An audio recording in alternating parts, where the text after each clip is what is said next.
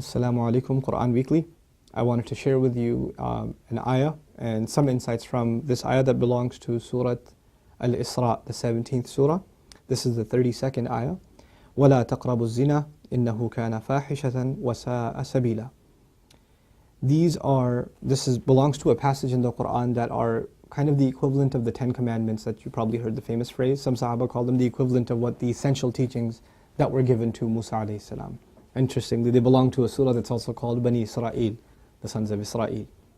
Anyhow, this particular ayah, Allah says don't even go near fornication, adultery, az-zina. Don't even go near it.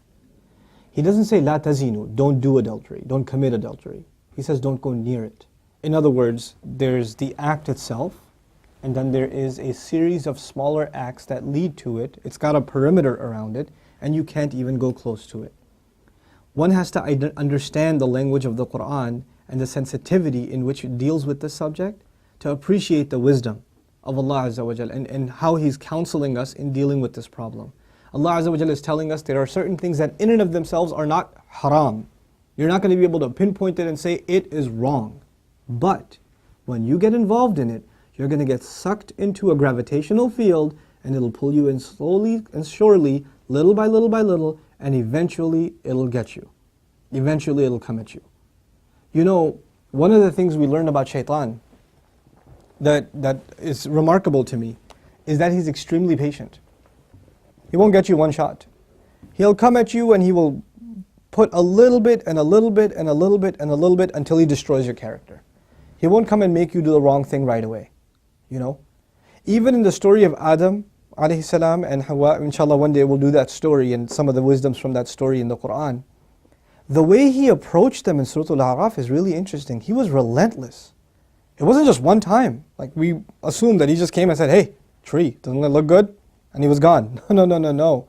He was extremely relentless. And he kept at it and he kept at it and he kept at it and he built this idea in them until they would think it's their idea. You know? And when people start listening to shaitan, this is the same surah, Allah Azza wa Jalla says, Inna ibadi laysa laka alayhim sultan. My slaves, you're not going to have any authority over them. In other words, people who really submit to Allah, He will not have authority over them. But others, الشَّيْطَانُ يَعِدُكُمُ الْفَقْرَ وَيَأْمُرُكُمْ بِالْفَحْشَاءِ Surah Al-Baqarah. He will command you to do shamelessness. In other words, when you listen to him a little bit, you've granted him a little bit of power. When you listen to him a little more, you've granted him a little more power. And if you keep on listening to him, he gets to the point where he can command you. You will find yourself, I can't even help myself, Brother Nouman. I can't even help myself. I don't even know. I don't know how to turn the computer off. I don't know what makes me do that every night. I don't know what makes me do this or that. I don't know what makes me go there. Go into that chat session, you know. Go and log into that, horrific website. Go watch that filth. Why do I end up doing that? Why can't I lower my eyes when I'm in an elevator? When I'm walking down the street? I can't even help myself. I don't know what to do. That's when you know shaitan's got a pretty good hold on you. He's got a pretty solid hold on you. And you've been sucked into a really, a vicious cycle. It's just getting worse and worse and worse and worse and worse. And you're not addressing it, and it's making the problem worse. And it's destroying your spirituality altogether. Your relationship with Allah depends on a heart being clean. Every time you're exposed to filth, more dirt, more blackness, more covers are poured on top of your heart. And it keeps on pouring and it keeps on pouring and it keeps on pouring to the point where you're listening to the word of Allah and you can't get yourself to even shed a single tear. It won't come because your heart has been made so hard because of all the exposure to filth, all the sin that your eyes are taking in all the time. And you don't even care anymore. You know, a good heart, when it sees something inappropriate that doesn't coincide with the commandments of Allah, it is disturbed. It's not attracted, it's disturbed. It says, no, that's wrong. Immediately the conscience kicks in, the alarm goes off. But when you're at the point, when you're by yourself and you feel no guilt doing it, you just don't feel anything. You don't feel that it's wrong. The only thing before you stare at a sister, you look around like, is anybody else watching? And then you take a good look. That means the fear of Allah is completely gone. The only fear you have is that of the seen. There is no more fear of the unseen. What a horrible spiritual state to be in. Allah says, يَعْلَمُ خَائِنَةَ الْأَعْيُنِ وَمَا تُخْفِي الصُّدُورِ. He knows the stealing of the eyes, that little glance you caught. He knows that one, that little glance you took. What to speak of the stare. And He knows what the chests are hiding. You know why I brought up this particular ayah? Don't even go near zina. إِنَّهُ كَانَ فَاحِشَةً. It has always been considered a lewd, shameless, vulgar act. وَسَاءَ سَبِيلًا. And a horrible path. Allah describes it as a path. A horrible path. In other words, a path has steps. Right? A path is made up of steps. You have to identify which step you're in. What makes you get into this? You know, and for each of you, there's a process, there's a cycle. You're in a room by yourself. You know, you're after school. You've got a couple of hours before your parents get home. You know, you're among a bunch of friends that don't have any standards. You have to identify what leads you to this sin every time, and you have to cut it in its tracks. You have to stop going down that path. وَسَاءَ سَبِيلًا. What's amazing to me about this ayah, where it's situated. Right after this ayah, Allah says, don't murder people. وَلَا تَقْتُلُوا النَّفْسَ الَّتِي حَرَّمَ اللَّهُ إِلَّا بِالْحَقِّ. Don't kill any person that innocent person essentially. Allah mentioned this crime first and murder second. Can you think of that? Like, we think of murder as this huge crime, right? But Allah says, when you violate the dignity of a human being, that's fahsha. Looking at a human being in that way is violating your own and their dignity.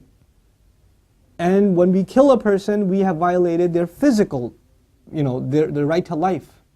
So there's the spiritual murder, fahsha, and there's the physical murder, qatl. There's two kinds of murder here. So Allah mentions the spiritual murder first. Our standards have gone so low. A movie comes out, you see a couple of trailers, you tell yourself, there's just one bad scene in it, it's okay. It's PG-13, it's not R. What used to be R 10 years ago is now PG-13. What used to be PG-13 is now PG. They put filthy scenes in everything now. And we don't even care about the spiritual price we're paying. It's affecting our prayer, it's affecting our dua, it's affecting our character. It's affecting our family life. It is. And we don't care. We just think, hey, that's life, bro, come on, live in the times. It's alright. That's just what it is now. What can you do?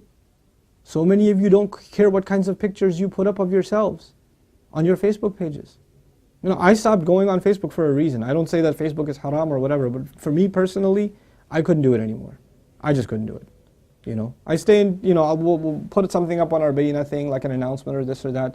But for socializing, just the things I saw were so disappointing. Like, how can you do that? You're Muslims. How can you post pictures like that? You know, have dignity for yourself. Have dignity for your family. Guard your gaze. You know, start with your eyes. The zina of the eyes, and everything else goes from there. Everything else goes from there. Inshallah ta'ala, I want to talk to you about this subject at length and do little small snippets and maybe portions from the Quran that deal with this subject.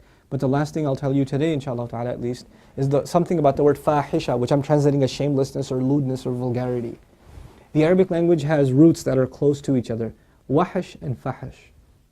Wahash actually means wild animal. Fahash means someone who acts like a wild animal. Shamelessness is described as behavior close to animal behavior. Allah has dignified us as human beings. The punishment of on Adam alayhi salam was his clothes were removed. Our mothers and our fathers' clothes were removed. That was a punishment from Allah.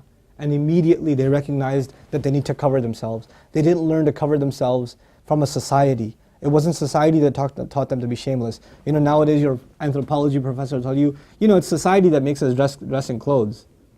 You know, it's a sociological thing. We learn to dress and cover ourselves over history, but naturally we're just supposed to be the way we are, like all other animals.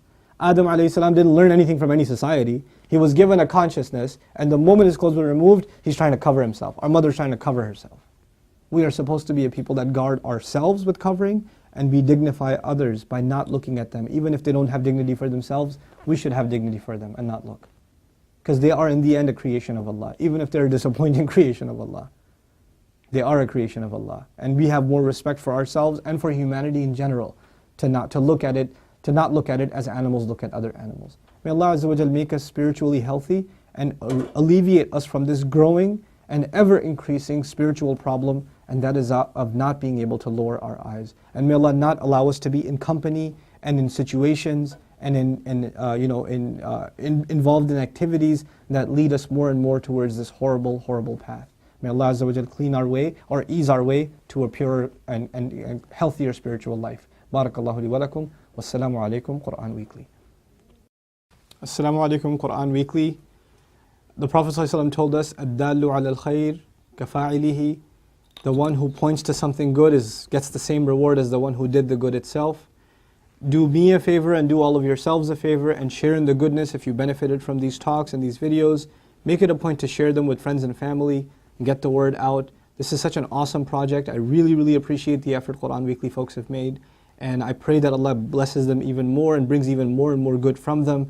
These kinds of efforts, Allah tells us whoever doesn't thank the people hasn't thanked Allah. The hadith of the Prophet ﷺ teaches us that. So we should do that. We should appreciate the effort that's being made here. And the best way to appreciate their effort is to help them get more reward and get yourself more reward at the same time by spreading the word, inshaAllah ta'ala. Thank you again. Wassalamu alaikum.